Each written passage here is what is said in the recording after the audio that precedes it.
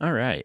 This week we are doing God of the Promise, and I'm going to remember this time. The original key is in B major, I believe, and we are playing it in G major.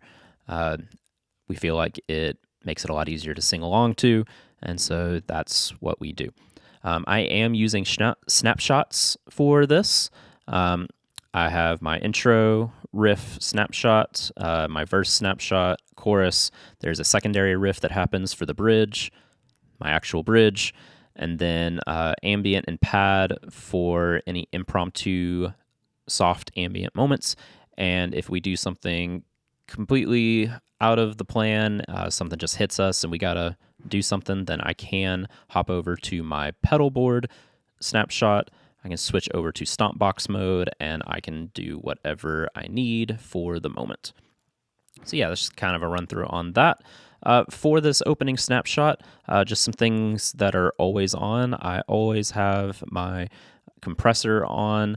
I always have a tube echo delay on. I do have a simple EQ block turned on. The amps, or the amp that I am using, is once again that Matchless Club 35 kind of copy. I am using Worship Tutorials IRs. And then effects, I am going into a simple pitch, which is set to play an octave below me, kind of give me a dual guitar effect happening at the beginning. I've got both of my heir apparents turned on, going into a dotted eighth delay, and then an ambient reverb, not a whole ton, just a little bit, and then 3 dB of clean boost at the end of the chain because this is an intro line. So here's what that sounds like with effects.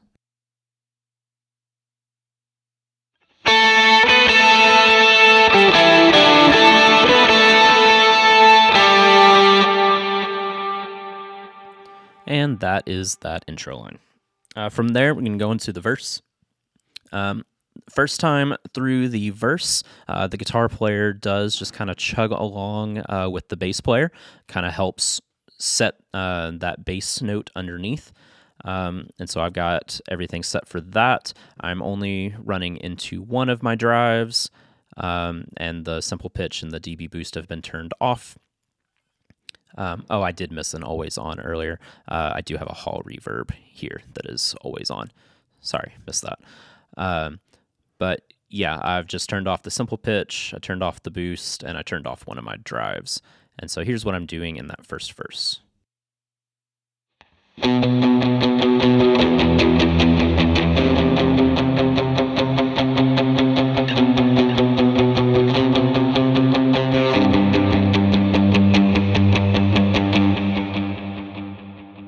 So just palm mute, chugging along on the bass notes, helping the bass player out.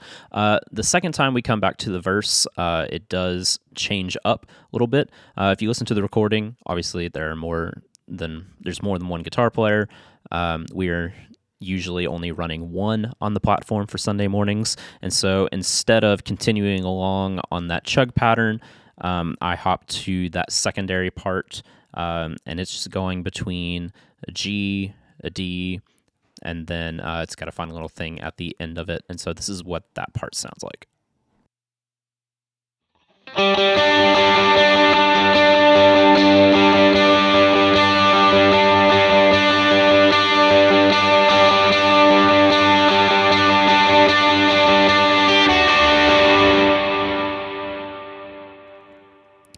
So yeah, just sitting on that fifth, the G and the D, and then it walks down G, F sharp, D to wrap it up. And that happens throughout the second verse. It's just adds some variety to things. Moving on for the chorus, I've kicked in that second drive again. Everything else is the same. And because I'm the only guitar player up on the platform, I'm rocking along on chords with the rest of the band, kind of sitting in that upper mid register so that I'm not getting in the keyboard player's way, and the bass player can obviously do what he's wanting to do. So for chords, I'm just playing a G with a D shape, because that allows me to hit that suspension really easily. And then worship power chords for the C, the D, bottom bit of the bar for that E minor 7 that happens, and then back to the D. So here's what that sounds like with effects.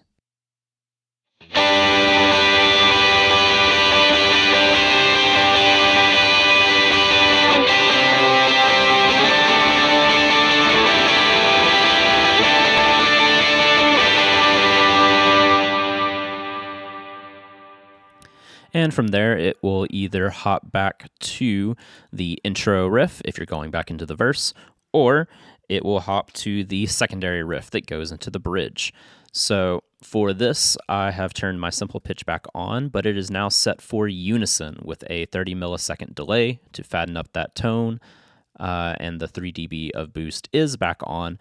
Not fully necessary probably, but I think it really helps our sound guy out because this is a featured line. No one else is playing it. It's new, and so I like to bring it out in the mix a little bit more.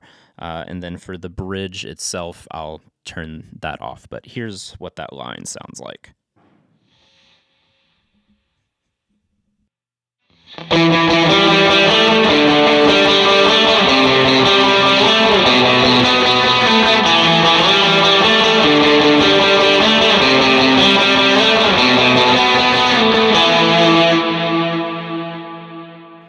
And then, like I said, for the bridge, I will turn that boost off. And so everything else is the same. Now, that bridge does happen 2 times, and so I like to help bring the volume down even more, and I will usually palm mute that entire line for the first bridge. Our drummer and bass player usually do a really good job of slowly and gradually building up towards the end of that bridge, and then we go into a nice full groove for the second time through. And so for the second time through, I will open it back up and just let the line soar. I think it helps provide some good dynamics, and it follows what the rest of the band is doing. So here's kind of what that sounds like.